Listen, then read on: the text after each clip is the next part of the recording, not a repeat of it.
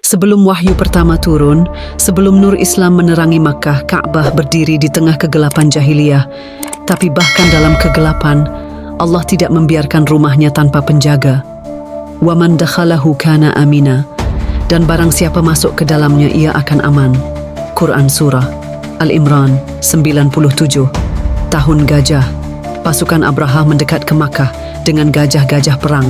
Saat itu, penduduk Makkah telah melarikan diri. Ka'bah kosong.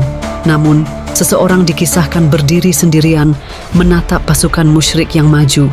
Kami melihat seseorang berdiri dalam bayangan, tak takut, tak gentar.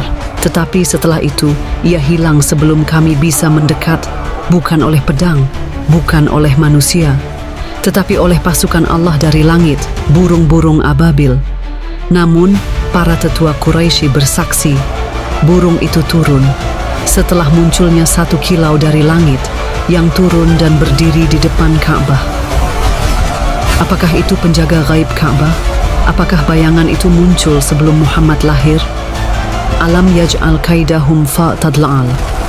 Bukankah dia telah menjadikan tipu daya mereka sia-sia? Quran Surah Al-Fil 2. Saat Rasulullah lahir, riwayat menyebut api majusi padam setelah 1000 tahun tak pernah mati. Langit bersinar di malam kelahiran beliau, istana Kisra berguncang. Dan seorang lelaki tua di sekitar Ka'bah berteriak, "Telah lahir sang penjaga cahaya, maka bersihkanlah bumi dari kegelapan." Beberapa ulama tabi'in menyampaikan, di masa sebelum kenabian, kadang terdengar langkah kaki di sekitar Ka'bah, padahal tidak ada siapa-siapa. Ada anak-anak kecil yang berkata, "Kami melihat seorang lelaki berdiri di atas Hajar Aswad di malam hari, memandang langit." Siapakah dia? Khidir, hamba rahasia Allah, atau bayangan yang disiapkan untuk menjaga Rasul terakhir sejak sebelum lahirnya?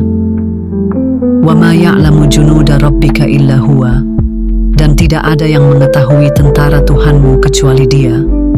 Quran Surah Al-Mudatsir 31.